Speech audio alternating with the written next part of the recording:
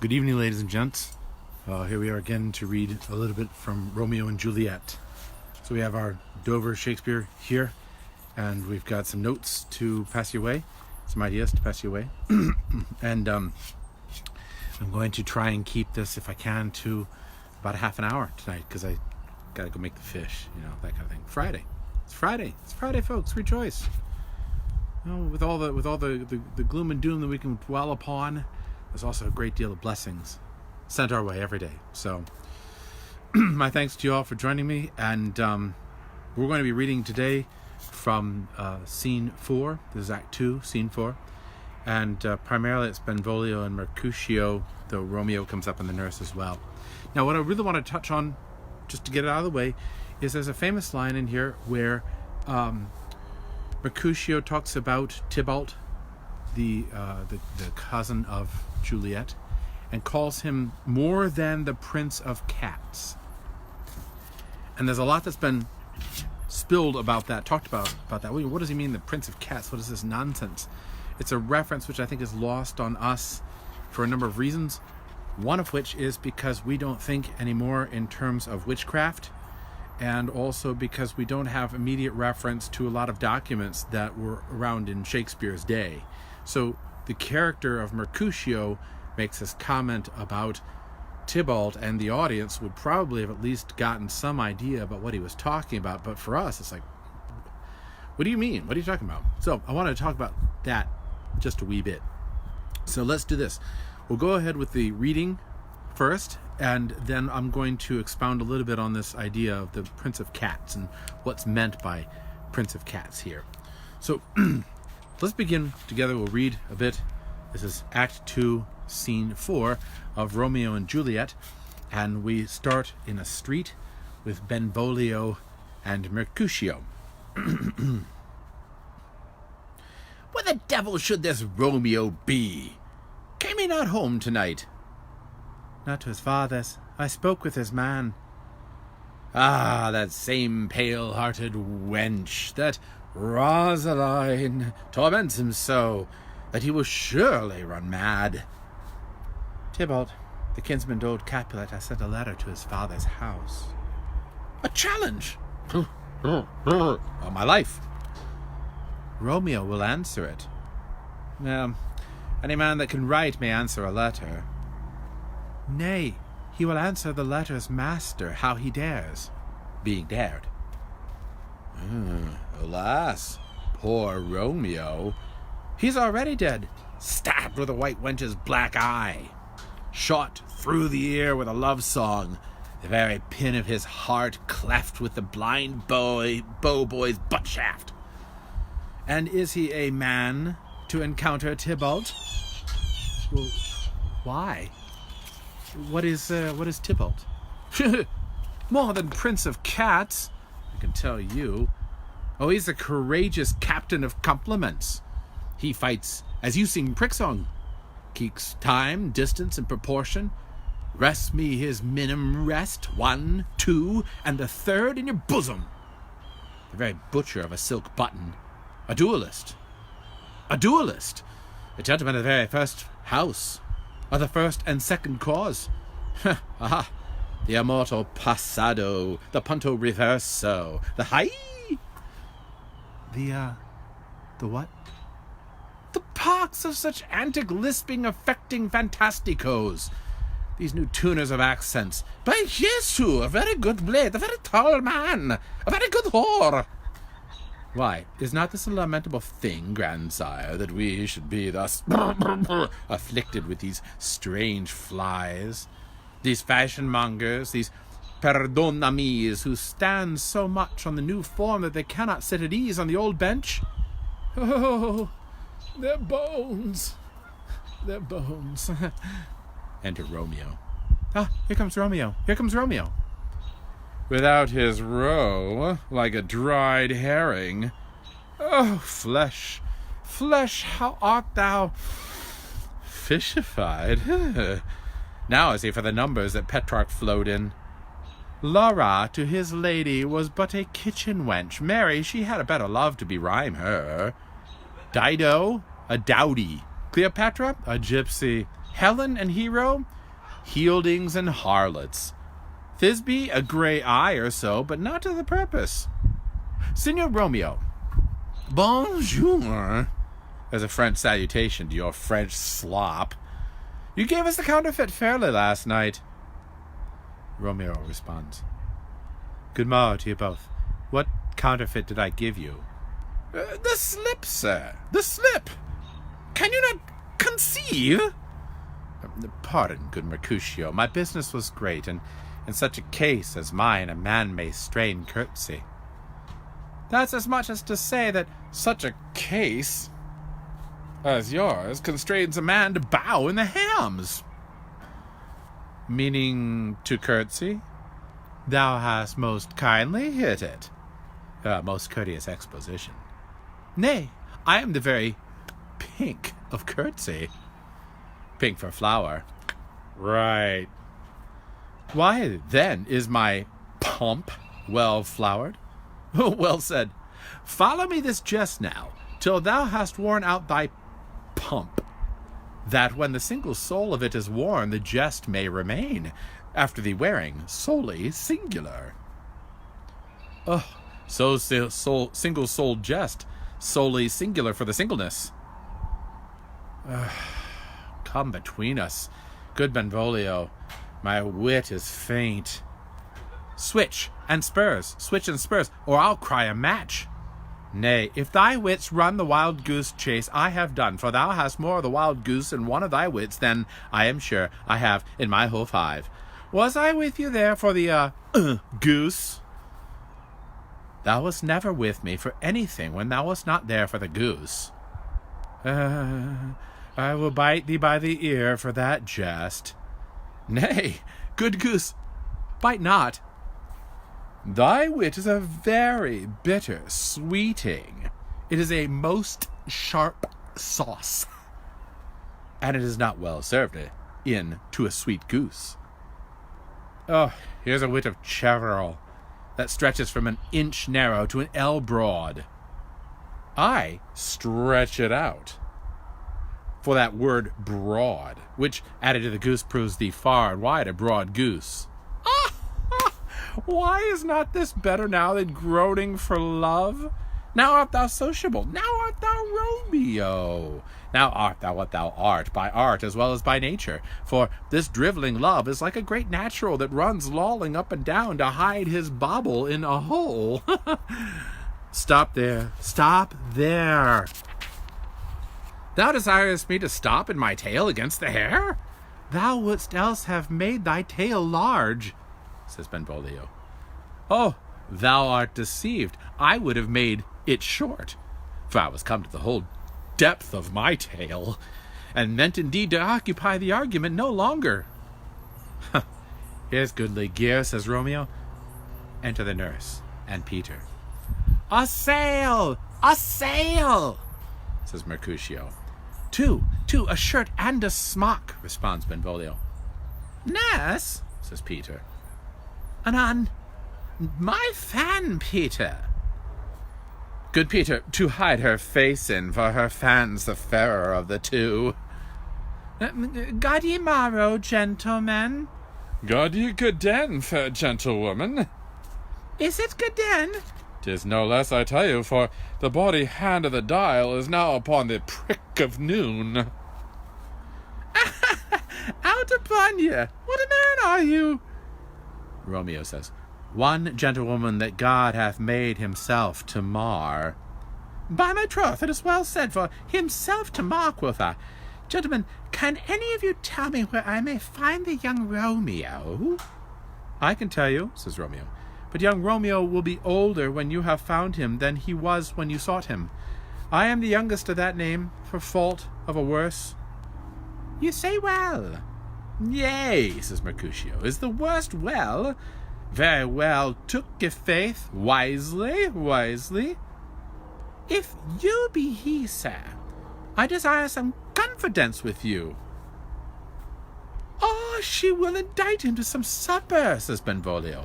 Oh, aboard, so-ho! What hast thou found? No hare, sir, unless a hare, sir, in a Lenten pie. Something stale and hoar ere it be spent. An old hare whore and an old hare whore is very good meat in Lent. But a hare that is whore is too much for a score when it whores ere it be spent. Romeo, will you come to your father's? We'll to dinner thither. I will follow you. Farewell, ancient lady. Farewell, lady, lady, lady, lady, lady, lady, lady. Exeunt Mercutio and Benvolio. Marry, farewell, I pray you, sir. What saucy magic was this that was so full of his ropery? A gentleman, nurse, that loves to hear himself talk, and will speak more in a minute than he will stand 2 in a month. And I'll speak anything against me, I'll take him down. And I were lustier than he is, and 20 such jacks. And if I cannot find those that shall, scurvy knave, I'm none of his flirt girls, I'm none of his skein mates. Peter, and thou must stand by too, and suffer every knave to use me at his pleasure. Peter says, I saw no man use you at his pleasure. If I had, my weapon should quickly have been out. I warrant you, I dare draw as soon as another man if I see occasion in a good quarrel, and the law on my side. Now, for God, I'm so vexed that every part about me quivers, scurvy knave. Pray you, sir, a word. And as I told you, my young lady bade me inquire you out. What she made me say, I will keep to myself. But first, let me tell ye, if ye should lead her into a fool's paradise, as they say, it were a very gross kind of behaviour, as I say, for the gentlewoman is young. Therefore, if you should deal double with her, truly it were an ill thing to be offered to any gentlewoman, and very weak dealing. Nurse, commend me to thy lady and mistress. I protest under these, says Romeo. Good heart and a faith. Oh, tell her as much. Lord, she will be a joyful woman. What wilt thou tell her, nurse? Thou dost not mark me. I will tell her, sir, that you do protest, which, as I take it, is a gentlemanlike offer. Bid her devise some means to come to Shrift this afternoon, and there shall she, at Friar Lawrence's cell, be shrived and married. Here's for thy pains. No, truly, sir, not a penny. Go to. I say you shall. This afternoon, sir. Well, she shall be there. And stay, goodness, behind the abbey wall. Within this hour my man shall be with thee, and bring thee cords made like a tackled stair, which the high topgallant of my joy must be my convoy in the secret night. Farewell, be trusty, and I'll quit thy pains. Farewell, commend me to thy mistress. Now God in heaven bless thee, harkye, sir. What sayest thou, my dear nurse? Is your man secret? Did you now hear say to may keep counsel putting one away? I warrant thee, my man's as true as steel. Well, sir, my mistress is the sweetest lady. Lord, what 'twas a little prating thing. Oh, there's a noble man in town, one Paris, that would fain lay knife aboard. But she could so had as leave see a toad, a very toad, as see him. I anger her sometimes and tell her that Paris is the proper man. But I warrant you, when I say so, she looks as pale as any clout in the vessel world. Doth not Rosemary and Romeo begin with a letter? Aye, nurse, what of that? Both with an R. Ah, Macca, that's the dog's name. R is for the... No, I know it begins with some other letter. And she had the prettiest sententiousness of it. Of you and Rosemary, that it would do you good to hear. Commend me to thy lady. Aye, 1,000 times. Exit Romeo.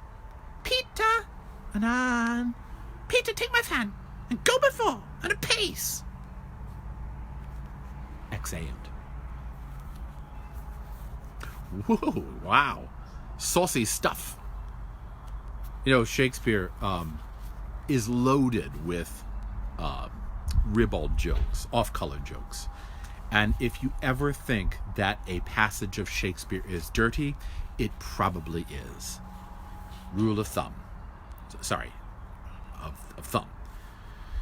So all this text is loaded with this imagery, this sexual imagery, this funny jokes and puns and the like. So for instance, like Mercutio and Benvolio think that Romeo ditched them in order to hook up with a girl.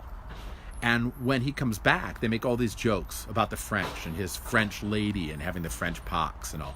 Meaning he's probably been to see the ladies of the evening, the workers down in the red light district, so to speak.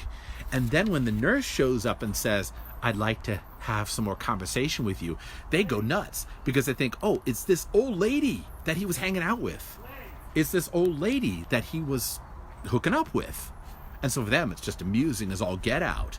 And they rib him and they give him grief, and they make all these sexual jokes. There's even that song that Mercutio sings about an old hair whore, which it's spelled H-O-A-R, which means very old and tough, but it's meant to sound like the other word that's a homonym for it, right? W-H-O-R-E. So all those jokes, all those dirty, ribald sounding things are ribald. Okay, they are dirty jokes. And Mercutio and Benvolio eventually leave, and then the nurse says, I came to make contact with you for my lady, Juliet. And that's when Romeo says, well, if you can get her to come to be shriven in Friar Lawrence's cell at noon today, then there she will be shriven and will get married. Which, in the timeline of things, keep in mind, it was yesterday afternoon that they had the big fight. Then there was the party. Then he met Juliet at the party. Then in the morning there was this balcony scene thing, the romance. And now they're going to get married. It's like very fast. And that's tremendously rapid. I mean, who does that? Well, the only person who does that is somebody who's out of their mind. Out of their mind with passion, out of their mind with lust. Which, as we said before, is exactly what's going on here with Romeo. It's not love. It's lust. It's desire. It's doting on someone, which is what Friar Lawrence says don't do. Don't dote on someone. It's different from love to be doting on someone, because when you dote on someone, you're out of your mind. It's lust in action, right? As Sonnet 129 tells us. At that moment when you are being compelled by lust to do things, then you are duplicitous and you're murderous and you're not to be trusted. That's right, Bird. Yes. Not the first robin of spring, but certainly a very loud one. So anyway, here we are in this thing, and Romeo says, come at noon and she'll be shrived, and then she'll be married immediately. So very rapid as we're keeping up with all of this. But he ends it happily. He's going to get married. He's very excited about that. And we end Act 4 and move into Act 5, Scene 2, Act 5. Now I'd like to go back to this line back at the beginning of the scene, which is where Benvolio, who is the fellow of goodwill, but a little naive, says to Mercutio, whose name means Mercury, Hermes, the guide, pilgrims especially, and he says, there's a letter that's been sent to Lord Capulet from Tybalt. What kind of letter? Both of them still think that Romeo is pursuing Rosaline. They say that immediately. Mercutio says, that same pale, hard-hearted wench, that Rosaline torments him. Neither one of them thinks anything about Juliet yet. They both think that Romeo is still pursuing this Rosaline. And so more people than Romeo know about Rosaline and the whole pursuit of Rosaline. And no doubt Tybalt knows about the pursuit of Rosaline. And Tybalt objects to it. And why would he object? It's not just because Romeo is the son of his enemy, although that's part of it, no doubt. It could also be that Romeo is shallow, that he's somebody who is a player. He's somebody who's playing the field of young girls. And consequently, he's somebody who could impugn the honor, like ruin the honor, of one of the girls of the family of Capulet. And Tybalt is angry about it. He's ticked. So he sends a letter to Lord Montague. And they say both that's unfortunate because Tybalt is a dangerous man. Before that, though, Mercutio says, poor Romeo, right? He's already dead. He's already slain by love, by Rosalind, right? He's already dead, stabbed with a white wench's black eye, shot through the ear with a love song, the very pin of his heart cleft with a blind bow boy's butt shaft. Great, great line, right? Meaning Cupid, right? The blind bow boy. And he shoots people in the rear end when he wants to get them to fall in love with each other. So the butt shaft. Twang! Right? You're in love, mate. So anyway, they say that Tybalt's a very dangerous man. And Benvolio says, well, what do you mean? What are you talking about? Why? What's the big deal that Tybalt has sent a challenge to Lord Capulet? And Mercutio, who, by the way, to Lord Montague. Mercutio, who's not a Montague, he's the cousin, he's related to the prince, basically says that Tybalt is extremely dangerous, and this challenge is going to be answered by somebody, right? And Benvolio says, well, Romeo is going to answer it. Tybalt says, yeah, well, anybody can answer the letter. Benvolio says, no, he's going to answer the challenge. He's going to fight Tybalt in a duel. And that's where Mercutio has moments where he gets very serious. He's normally very playful, jovial, making a lot of jokes, but he gets very serious sometimes. And here he says, Tybalt is more than the prince of cats. He's the courageous captain of compliments, right? And he fights you as in the same way that you sing prick song, he fights. So it's as easy for you to sing silly songs as it is for Tybalt to fight. He's deft with a foil, with a sword. And he's as he says, the captain of compliments. He's the master of ceremonies. He's a guy who's able to be in charge of everything when he fights you. So, and then that's where he goes into the immortal passato, the punto reverso, the high. Those are all terms from fencing. So he's saying that basically you go up against Mercutio, you're going up against the Michael Jordan of fighting. You know, you're going up against Mike Tyson in the ring, and he's gonna lose. He's gonna die. Basically, he can get skewered for real. But that line, more than Prince of Cats, there's been a lot of ink spilled over that. And the majority of people that talk about the Prince of Cats line, they say that basically either this is a reference to a poem called Reynard the Fox, where the main character is Tybert, Tybalt, Tybert, similar thing. And that may be so. I'm not discounting it. But it doesn't explain why he would say that he is this Reynard the Fox character, because that doesn't make sense in terms of the fighting and the danger and the terror that Tybalt really offers. Some suggest that the Prince of Cats is a play on the Italian word, because there's an Italian word cazzo, and if you're Italian, I don't need to translate it. If you aren't Italian, cazzo, it's another word for the male member, and so it's a play on the words that he is the prince of that. And if that's the case, then it's funny, but it doesn't fit with the rest of what he's saying. So maybe both of those are true to some degree, but I don't think they're sufficient for explaining what Mercutio's getting at here. It doesn't make sense, right? What Mercutio seems to be getting at here is that Tybalt is really dangerous. He is terrifyingly dangerous. He'll kill you in a second. But he's also dangerous in the sense of being involved in a romance. And we can't discount that entirely. Tybalt has inserted himself into this romantic thing. And in order to get the romance that you want, you have to kind of overcome Tybalt, because he is a threat.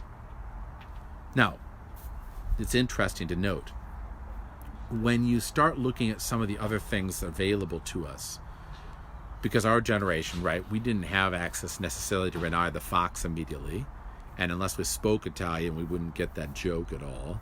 But we also don't have access to the fact that Shakespeare's world was deeply immersed in witchcraft and in conjuration and in necromancy and in that whole sense of magic that we no longer believe in, generally speaking. So in Shakespeare's world, certain terms and references would have been like, they would have got it immediately because they were always concerned with this.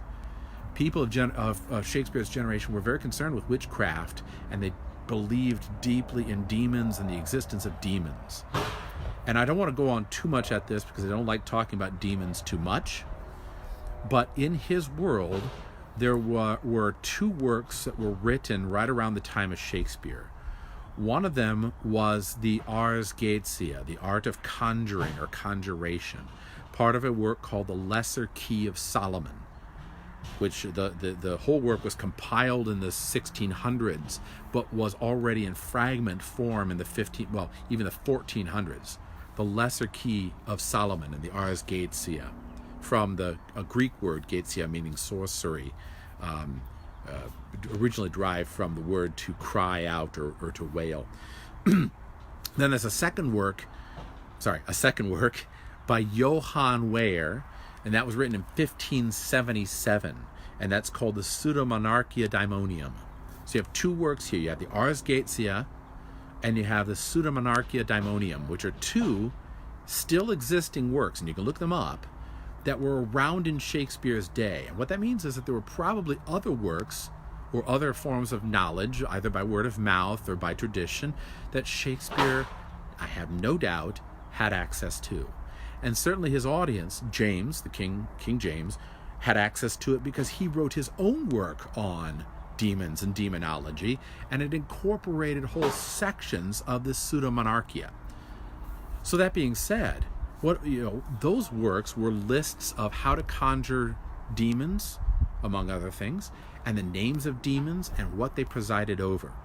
And one of the really interesting things about this is that in the Pseudomonarchia Daemonium, there's one character by the name of Byleth, or Beleth, and Beleth is a character who appears terrifying and fierce. Music always precedes him, and he is a character who is depicted as riding on a pale horse and surrounded by cats who blow their trumpets before him. He is a 13th of the 72 spirits in the Spirits of Solomon, and he rules over legions of demons. Once he was a member of the angelic powers, but his domain was the domain of love and lust. And by appealing to this character, Byleth, you could then get any man or woman, even several men or women, to fall in love with you, according to the Ars Goetia, or the Pseudomonarchia Daemonium. Now, am I saying this is true or saying that this really exists? I'm not saying that. I'm not going there. What I am saying is Shakespeare's audience would have known to some degree about this reference. It would be like, our referring to something in the modern era where people would get it immediately. If we referred to the Clown Prince of Crime, you might get that because Batman comics. If you referred to the the Sultan of Swing, and you knew baseball, that was a Babe Ruth. And so you have, I hope it's Babe Ruth. I'm not really a baseball guy, but if it isn't, correct me, right? If you referred to a Prince of Cats during Shakespeare's time, they would have gotten it. They would have gotten the reference. The Prince of Cats, I'm proposing here, was probably a reference to this character, Byleth, who was the demon of love or lust, and was surrounded by cats and rode in on a pale horse. And there's a line out of one of these texts, the Pseudomonarchia, when it talks about Byleth in the entry, has this following line, which is kind of interesting to note. Qui viros et mulieres in delirio detinet, donec exorcistae voluntatem explerint. Which basically means whichever man or woman in doting love is detained until the exorcist has his pleasure, has his way.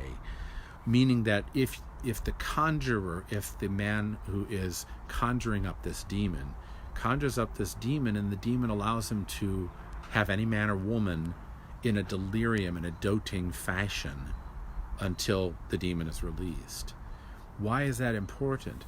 In some ways it's important because that word delirio, which, by the way, we get the word, the phrase delirium tremens, if you've ever heard that. We get the word delirium tremens from that same word, delirio. DTs, what you get when you get off of alcohol, if you have severe alcoholism. that word is translated often as doting. And remember that Friar Lawrence has told Romeo earlier, don't dote on your girl, on Rosalind. That's not what I'm asking you to do. Love is different from doting. And that doting is another word for lust, for lusting after. It's essentially basically an extreme, uncritical love or fondness for someone else. Uncritical fondness is probably better. So the point being is that the reference to Prince of Cats is that you've got a reference to an actual figure in another text, the Summa Monarchia Demonium, and that this character is a demon who rules over love and lust, who appears as terrifying to everyone around him, and if you can conquer him, if you can get over him, you can get any man or woman to be in love with you. The reference is something which I think Shakespeare's audience would have gotten, which we don't get because we don't have access to that. And that leaves me with one last thought for you here. In literature, when we look at imagery, it's important to look at two types of imagery. The one type of imagery is natural imagery or natural symbolism. The other type of imagery is called conventional or cultural symbolism or imagery. Natural imagery is when a poet or an artist uses something which by its nature embodies that which it is trying to reference or trying to represent. So for instance, when we use the image of water, right, water cleanses and it nourishes, and without it we die. But with too much of it, we also die. And if you take it in large bodies of water, it's dark, mysterious, there are things living down in it, it's amorphous, etc., etc., etc. So if we want to go to use an image for something that is mysterious and dark and life-giving, but also a little bit threatening, water is a perfect example. So if you've ever thought about why we baptize people with water instead of with like beet juice or peanut butter or crankcase oil, that's why. The baptism occurs because of the natural symbol. It embodies that which it seeks to convey. When an artist uses colors, that's natural symbolism.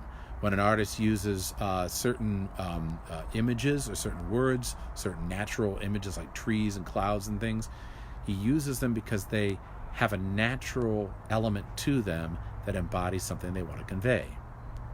But the second form of symbolism is also important. That's conventional or cultural symbolism. And here the symbolism is connected to something that the culture itself understood, or that it created, or that it used frequently and knew what it was talking about. So for instance, a cultural symbol or a conventional symbol, maybe like a stop sign. There's nothing in the stop sign that tells us to stop. There's a word on there, but the word itself is simply a cultural agreement. We agree that those letters are going to represent that sound, which represents that concept. And red certainly means danger, right, by its own nature, but it doesn't necessarily tell us to stop. Nor does is it hexagon or octagon? I forget. Nor does the shape of the sign tell us to stop. It's merely a conventional symbol. So if our culture were to be wiped off the face of the planet in the next few weeks, God willing it doesn't, and along comes another generation, 2, 3, 4,000 or 20,000 years in the future, if they were to see one of these signs, they may have no idea what this means, right? Unless they had some key to be able to have insight into what was being referenced. Another example of conventional symbol that I like to get after is the symbol of the Jews who don't eat any veal, or don't eat veal in the milk of its mother, or who don't eat any shellfish, or who don't eat any pork. Why did the Jews have those dietary restrictions? Most people would say that it's because of the way that those things spoil in a hot environment, and they didn't want to get trichinosis and blah, blah, blah, blah, blah. It's not the case. Here's a conventional, if you will, symbol. In other words, it's a cultural symbol. To understand the symbol, you have to understand the culture. The Jews were distinguishing themselves from the Babylonian culture. And in order to do that, they did not participate in certain things that the Babylonians participated in. And one of the major cults of the Babylonians was the cult of Ishtar. And Ishtar was the goddess of love. Lust, really. synonymous with Aphrodite in Greek mythology. And one of her major symbols was the symbol of the pig, and another symbol was the symbol of the oyster. And at these big luau's, these big orgies that you'd have during the festival of Ishtar, you would engage in certain activities, namely sexuality, but you'd also engage in eating the food of the goddess, namely eating pork, eating shellfish, eating veal in the milk of its mother. And that's why the Jews banned it, because they were defining themselves as a separate entity from the Babylonian culture. And unless we as a culture have access to that fact, have access to that cultural reference, it's very hard for us to understand why the Jews, even today, do not eat certain things.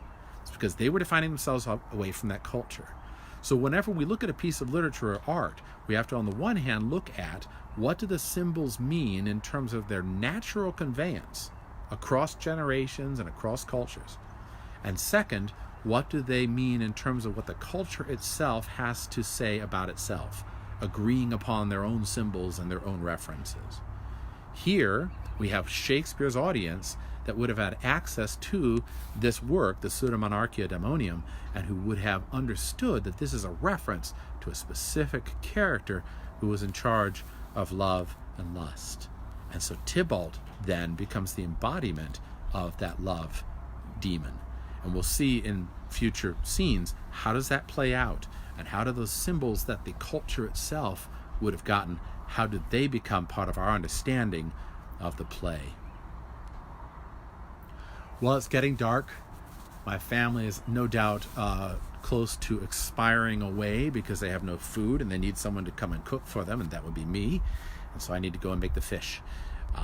But thank you all for joining me. It's always a pleasure, and I hope to continue this next week as we read further in William Shakespeare's Romeo and Juliet. Until then, big plugs for the things that I'm enjoying right now. I am rereading Frank Herbert's Dune. I'm going to be watching Band of Brothers again, and apparently 1917 is available on Amazon too. But I also am enjoying immensely my engagement with the Shakespeare 2020 group, and I encourage you to take a look at that if you haven't already. I'm enjoying also Kevin Stroud's podcast of the history of the English language, which, if you're a word geek like I am, dive into that because it's wonderful stuff. And I'm also very much encouraging you to go and check out the reading of the sonnets. We have Sir Ian McKellen, we have the reading of the sonnets done by Captain Picard. Engage. He's reading the sonnets for us, and I would strongly encourage you to check it out. And lastly, if you are enjoying what I'm doing, I encourage you to go to my Patreon page. I would appreciate any contribution that you can give right now.